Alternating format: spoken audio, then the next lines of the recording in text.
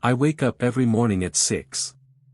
It doesn't matter if I went to bed early, late, drunk, sober, heartbroken or pretending to be fine, my body just wakes up.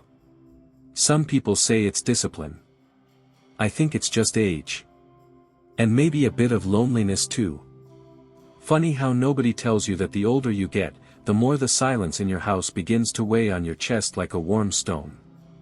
This morning, as I was spreading butter on a slice of bread, the same way my father used to do when I was a kid, a thought came to me so suddenly it felt like someone had whispered right behind my ear. I remembered her. And for the first time in months, the memory didn't cut like a knife. It hurt, yes. But it was a quiet kind of hurt. A tired hurt. The kind that sits with you like an old friend who knows you too well. I'm Joshua. I'm 50 years old. And I'm a multimillionaire, though I hate that word.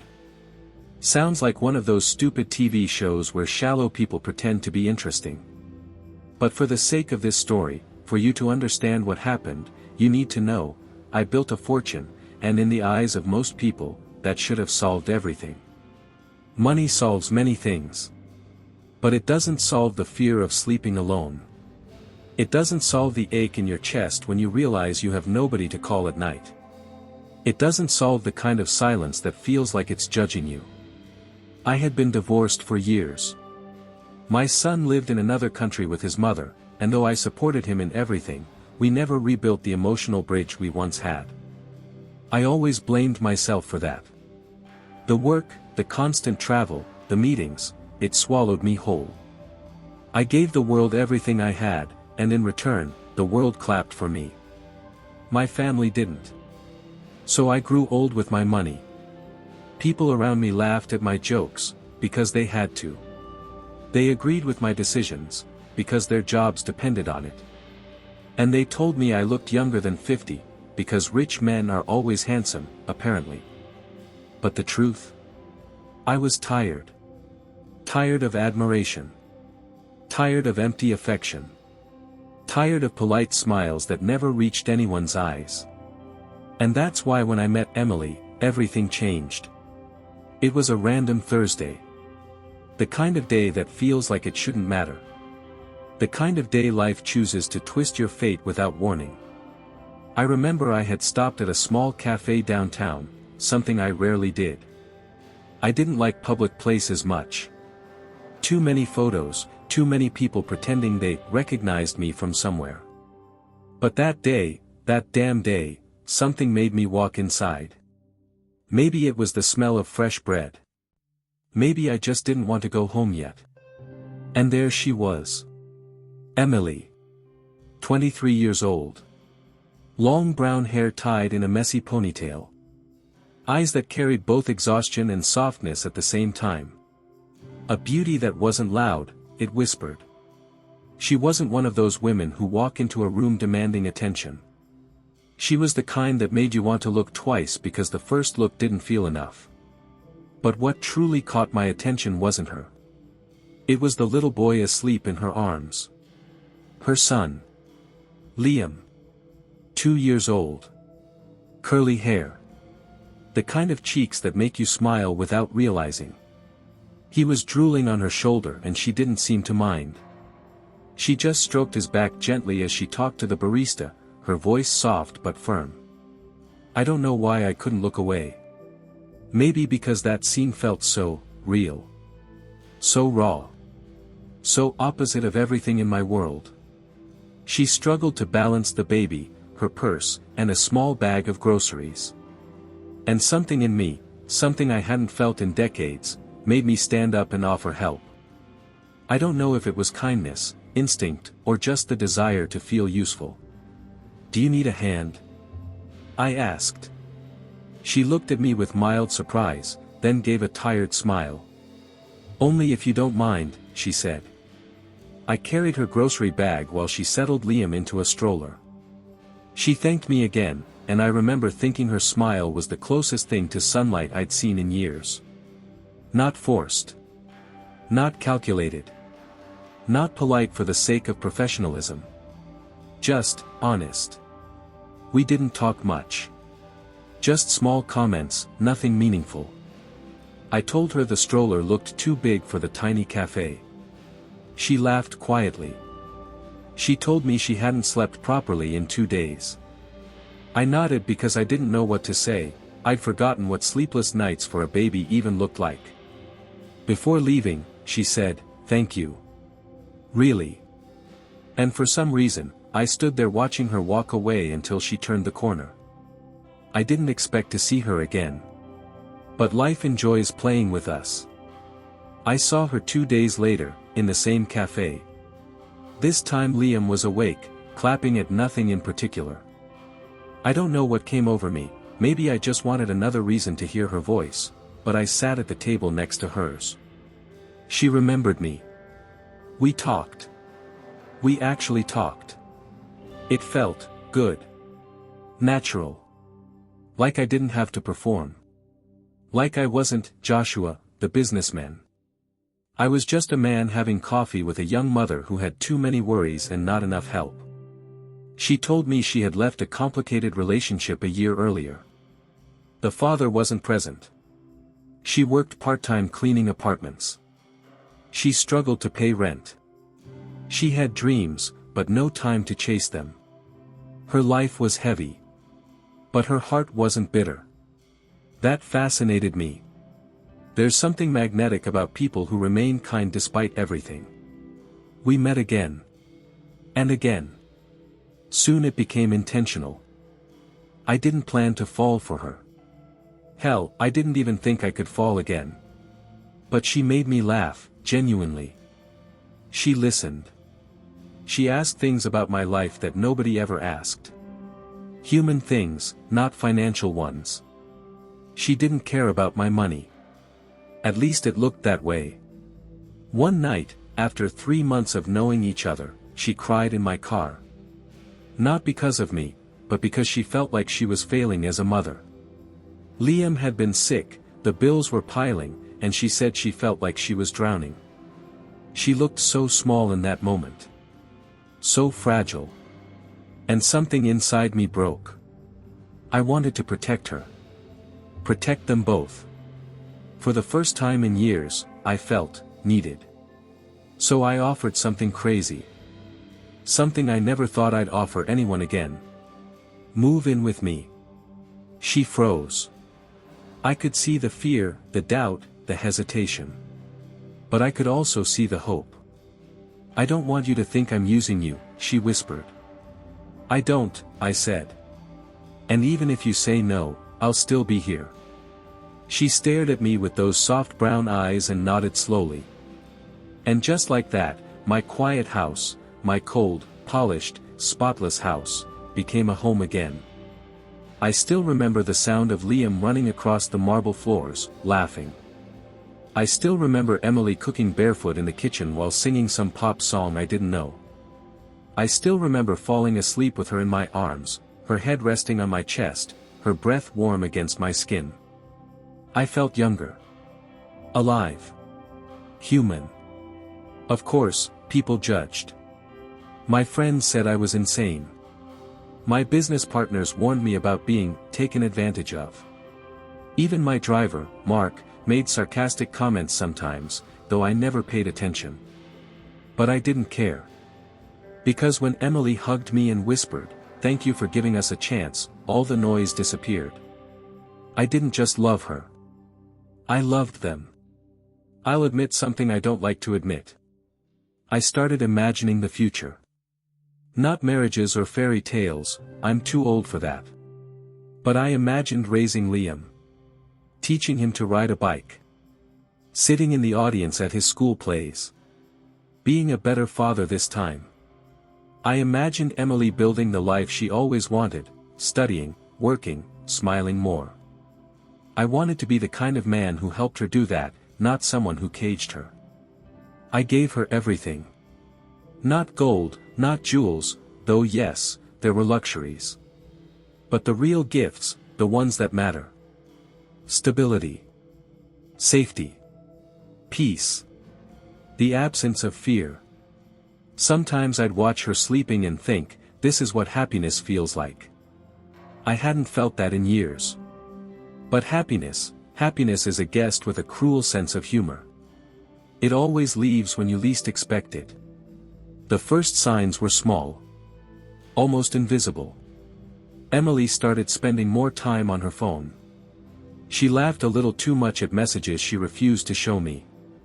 She spent extra time outside the house, claiming she needed fresh air or errands. I didn't want to be paranoid.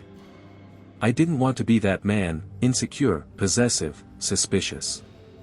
So I forced myself to ignore the sinking feeling. But the worst part? It wasn't even Emily. It was Mark. My driver. A man I had employed for 9 years. A man I trusted with my life. A man who brought me to business meetings, to airports, to dinners, and now to betrayal. I started noticing his eyes lingering on her. Not obvious. Not vulgar. But long enough for me to feel a knot in my stomach. I remember one afternoon when I came home early from a meeting. Emily was in the garden, talking to someone on the phone. Laughing. Blushing. Acting like a teenager. When she saw me, she froze. Not guilty, but startled. Her eyes flickered with something I couldn't name. Inside the house, I heard Mark's voice. He had come to deliver the car keys and was apparently waiting for me. Fine. Normal. Except his face was red, and he avoided looking at me. That night, I couldn't sleep. I told myself it was stress. I told myself I was imagining things. I told myself Emily loved me, or at least cared enough not to betray me. But deep down, something was breaking. Quietly. Slowly. Bitterly. And then came the day everything collapsed. I'll never forget it. Not because of what I saw. But because of what I felt. I had come home earlier than usual. A cancelled meeting. A small blessing the universe throws at you before it punches you in the ribs. I remember stepping out of the car and feeling something strange in the air, a silence that didn't belong to my house. Not the peaceful kind. The heavy kind. The kind of silence that keeps secrets. I walked inside slowly, not because I suspected anything, but because I felt tired. I had been tired for weeks, but that day it hit me differently. My chest felt hollow. My head felt full. I couldn't explain it then, but I can now. My body knew before I did. The lights were dim.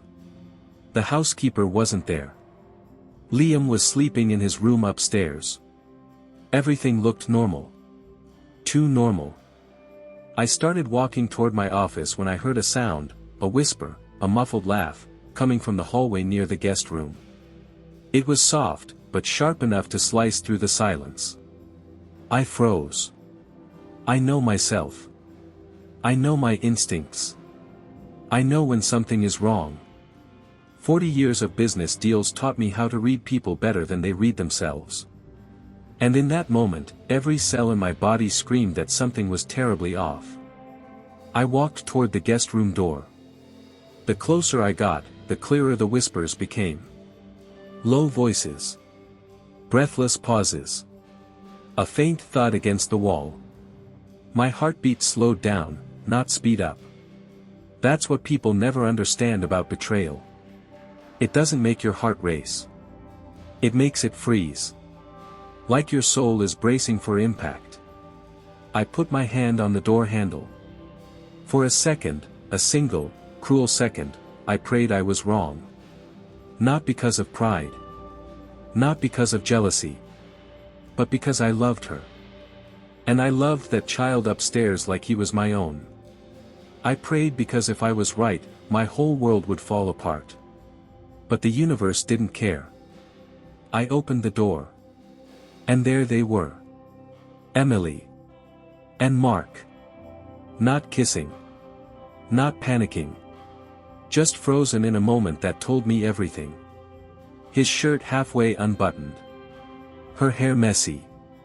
Her lips swollen. A distance between them that wasn't distance at all, it was guilt hanging in the air like a poisonous fog. They didn't even need to speak. I saw the truth in their eyes before either of them moved. Mark stepped back like a coward. He tried to fix his shirt, as if that would fix anything.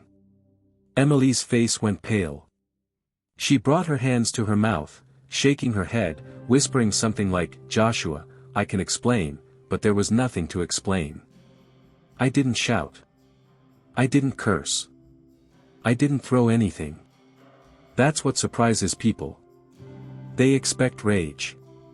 But betrayal doesn't light a fire, it extinguishes everything. I simply looked at her and asked, "How long?" Her knees buckled. She leaned against the dresser, sobbing.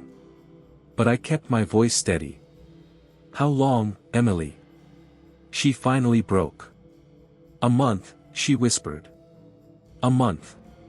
29 days of lies. 29 days of pretending to love me while sneaking around with a man I'd fed, paid, trusted." I turned to Mark. He couldn't even look at me. The man who once drove me with respect now stood there like a child caught stealing cookies. Except this wasn't a cookie. This was my life. My heart. My home. "Leave," I said quietly. He hesitated for half a second, maybe hoping I'd hit him, maybe hoping I'd shout so he could pretend I was the monster. But I didn't. I just pointed at the door. "Leave. Now." He walked out without a word. His footsteps disappearing faster than his dignity. Emily stayed, sobbing uncontrollably.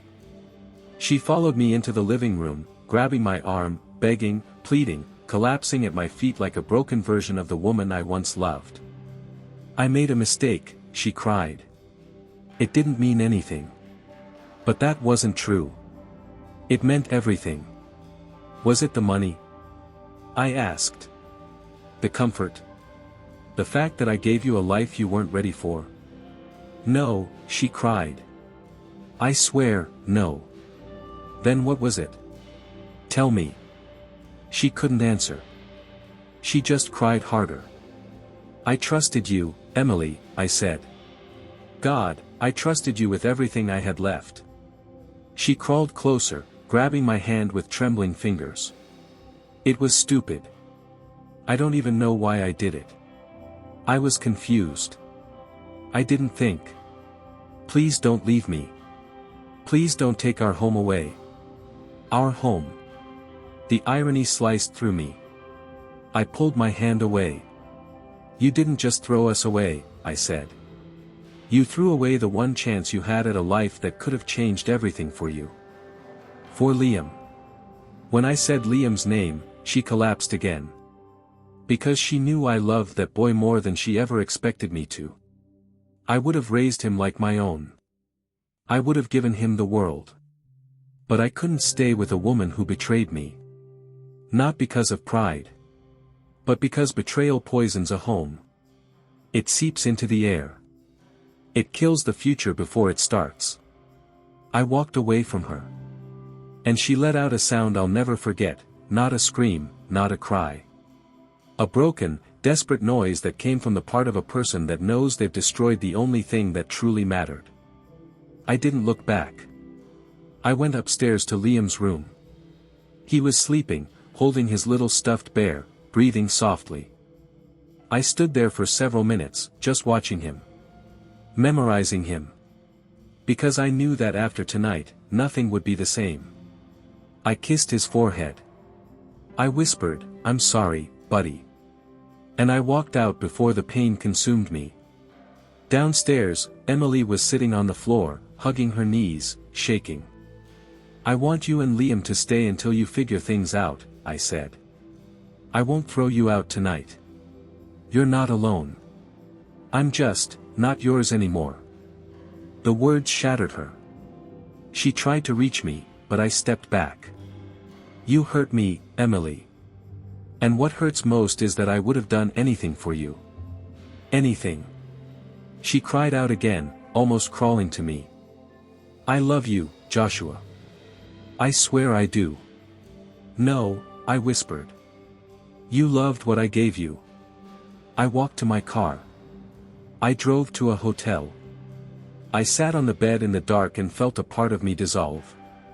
The next morning, I met her with clarity, the cruel kind that only comes after a night of realizing your life has changed forever. We talked. She tried to justify it. She tried to deny parts of it. She blamed confusion, loneliness, stress. But betrayal has no excuse. It has a beginning, a choice, and a consequence. Within 2 weeks, she packed her things. I made sure she had money to get a safe apartment. Not because she deserved it, but because Liam did. I didn't want him suffering for her choices. I didn't cut ties immediately. I visited him twice. I brought toys. I held him as he giggled, unaware of anything. But every time I looked at Emily, I felt a wound reopen. I felt anger, sadness, disappointment so deep it almost tasted metallic. And one day, I realized I couldn't move on if she remained in my life. So I stepped back. Not from Liam, that part was the hardest. But from her. Sometimes loving a child means walking away from the chaos that surrounds him. Months passed. People judged me again, but for the opposite reason. Why did you help her at all? Why didn't you kick her out? Why give her money? Because I was never cruel. And despite everything, I still wanted her to survive. Just not with me. And she didn't. She struggled again. Bills. Jobs. Relationships that didn't last. The reality she once escaped came rushing back like a tide she couldn't control. I didn't take pleasure in it. It didn't make me feel better. If anything, it made me sad. Because she had everything. A home. Stability. Love. A future. A man willing to raise her son. A life she never imagined she'd have. And she threw it away for something that wasn't even real. People like to believe betrayal is a sign of desire or passion. But most of the time, it's a sign of immaturity. A desperate chase for a feeling that disappears the moment the damage is done. Emily didn't just betray me. She betrayed her own chance at happiness. And maybe the saddest part is that she knows it. I saw her once, months later, at a grocery store. She was thinner. Tired. Holding Liam's hand. When she saw me, her eyes filled with tears instantly. I just nodded. A polite nod. Nothing more. I couldn't offer her a smile. I couldn't offer her comfort. I couldn't offer her the man she once had. Because that man no longer existed. She walked away slowly. And for a split second, I felt the old ache again. But it faded. Because some endings are necessary. Some endings are survival. Today, as I spread butter on my bread like my father used to, I think about everything with a strange sense of peace. The kind that comes after a storm, when you realize the destruction was painful but cleansing. And I know one thing with absolute certainty. You can give someone the world. But if they don't know how to hold it, they'll drop it every time. And the world doesn't break. They do. So now I live in a quieter house again, but the silence no longer feels like a stone on my chest. It feels like an old friend, sitting beside me, reminding me of the lessons I refused to learn when I was younger. Emily didn't just lose the chance to become a multimillionaire's partner. She lost the chance to be loved in a way most people never experience. And every time I walk past the empty room where Liam once laughed, I remember that opportunities don't disappear, they simply go to someone else. And mine will too.